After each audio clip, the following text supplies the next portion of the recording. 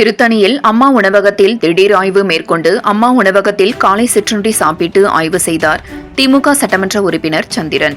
திருவள்ளூர் மாவட்டம் திருத்தணி கோரமங்கலம் ஊராட்சியில் அரசு நடுநிலைப் பள்ளியில் தமிழ்நாடு முதலமைச்சர் காலை சிற்றுண்டி திட்டத்தின்படி உணவுகள் சரியான முறையில் வழங்கப்படுகிறதா, உணவுகளின் தரம் மற்றும் மாணவர்களுக்கு வழங்கப்படும் உணவுகள் குறித்து நேரில் ஆய்வு மேற்கொண்டார்.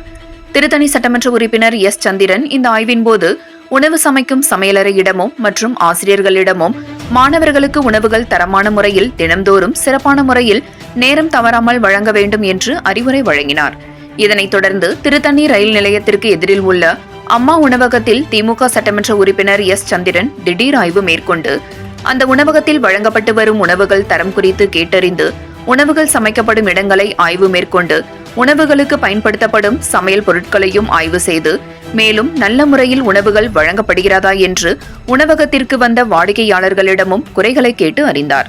மேலும் உணவகத்தில் மின்விசிறிகள் ஓடாமல் இருப்பதை உடனடியாக சரி செய்ய வேண்டும் என்று நகராட்சித்துறை அதிகாரிகளுக்கு உத்தரவிட்டார். மேலும் அம்மா உணவகத்தில் இட்லி, பொங்கல் ஆகியவை சிறப்பான முறையில் வழங்கப்பட்டு வருகிறது என்று சாம்பிட்டு சட்டமன்ற உறுப்பினர் ஆய்வு செய்தார். இந்த திடீர் ஆய்வினால் அந்த பகுதியில் குறைகளை உடனடியாக கண்டறிந்து நிவர்த்தி செய்யப்படும் என்று நல்ல தரமான உணவுகள் தொடர்ந்து வழங்கப்பட்டு வருகிறது என்று சட்டமன்ற உறுப்பினர் சந்திரன் தெரிவித்தார். 7 Green நியூஸ் செய்திகளுக்காக திருத்தணி செய்தியாளர் மணிகண்டன்.